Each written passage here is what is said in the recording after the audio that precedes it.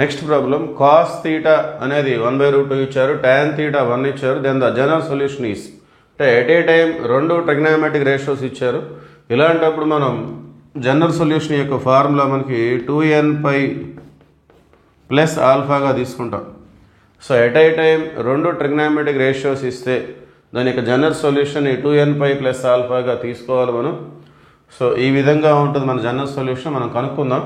So cos theta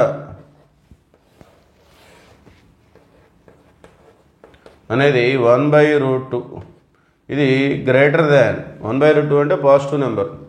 so greater than అంటే cos ఎక్కడెక్కడ మనకి పాజిటివ్గా ఉంటుంది, ఫస్ట్ క్వాడ్రంట్లో ఉంటుంది, అలానే Q4లో కూడా పాజిటివ్గా ఉంటుంది. అంటే థీటా అనేది ఫస్ట్ క్వాడ్రంట్లో ఉండొచ్చు, ఫోర్త్ క్వాడ్రంట్లో ఉండొచ్చు. tan థీటా 1 ఇచ్చారు. సో ఇది కూడా పాజిటివ్, 1 అంటే ప్లస్ నెంబర్. సో ఇక్కడ కూడా థీటా అనేది ఎక్కడ ఉండొచ్చు, ఫస్ట్ క్వాడ్రంట్లో ఉండొచ్చు. అలానే ఇది tan ఎక్కడెక్కడ పాజిటివ్గా ఉంటుంది, ఫస్ట్ అండ్ థర్డ్. సో ఇక్కడ 1, 4, ఇక్కడేమో 1, 3. ఈ రెండిట్లో కామన్గా ఉన్నటువంటి క్వాడ్రంట్ ఏంటిది, ఫస్ట్ క్వాడ్రంట్.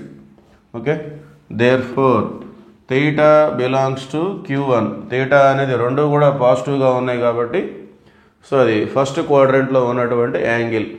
సో మరి ఫస్ట్ క్వాడ్రంట్లో ఈ 1/√2 లేక 1 అనేది ఎప్పుడు పాసిబుల్ అవుతుంది, 1/√2 అంటే 45 degreesకి, ఇక్కడ ట్యాన్కి 1 అయినా కూడా 45 degreesకి.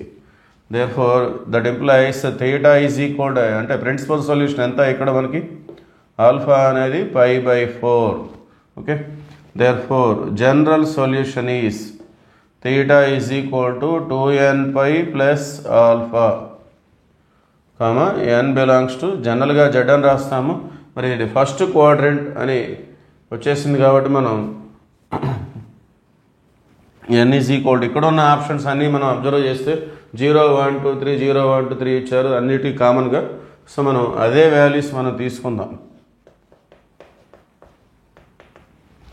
సో మనకు ఆల్రెడీ ఫస్ట్ క్వాడ్రంట్ కూడా అక్కడ ఉండే యాంగిల్స్ అన్నీ కూడా పాజిటివ్ యాంగిల్సే ఉంటాయి కాబట్టి ఆటోమేటిక్గా n కూడా మనకి పాజిటివ్గానే ఉంటుంది.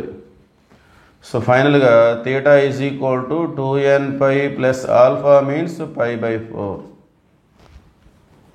సో ఆ విధంగా ఇక్కడ ఏ ఆప్షన్ ఉంది, option 1, that is the general solution. Thank you.